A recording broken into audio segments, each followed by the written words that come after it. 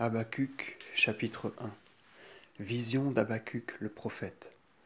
Jusqu'à quand, Seigneur, crierai-je sans que vous m'écoutiez? Jusqu'à quand vous crierai-je que l'on me fait violence? Ne me sauverez-vous pas? Pourquoi m'avez-vous affligé et m'avez-vous donné la douleur de voir la misère et l'impiété? Je suis en procès, et le juge reçoit des présents. À cause de cela, la loi a été déchirée, et le jugement n'arrivera pas à bonne fin, parce que l'impie opprime le juste, et la sentence sera torturée. Voyez, contempteurs de la loi, regardez et admirez ses merveilles, et soyez anéantis, car de vos jours je vais faire une œuvre que vous ne croirez pas, quoi qu'on vous l'annonce. Voilà que je vais susciter les Chaldéens, nation cruelle et rapide, qui marchent sur les plaines de la terre pour prendre possession de tentes qui ne sont point les siennes. Redoutable et fameuse, c'est d'elle que le jugement procédera, tout son butin proviendra d'elle-même.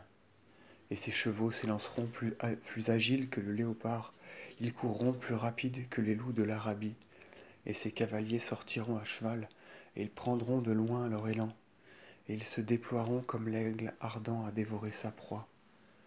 La perdition tombera sur les impies qui leur feront face et leur tiendront tête, et l'envahisseur emmènera des captifs aussi nombreux que les grains de sable, et il se raillera des rois, et les tyrans seront pour lui des jouets, et il rira de chaque forteresse, et il l'entourera de levées de terre, et il la prendra de force.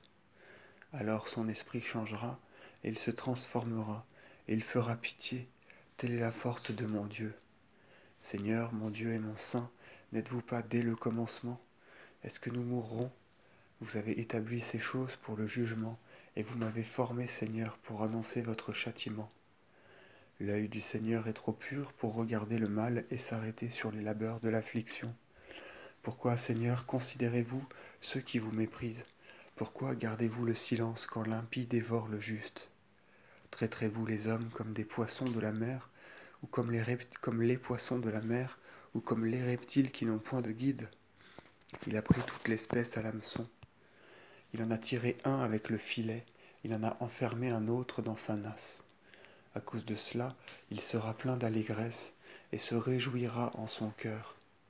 À cause de cela, il sacrifiera à sa nasse, il encensera son filet, parce qu'avec leur aide, il aura engraissé sa part et recueilli des aliments de choix.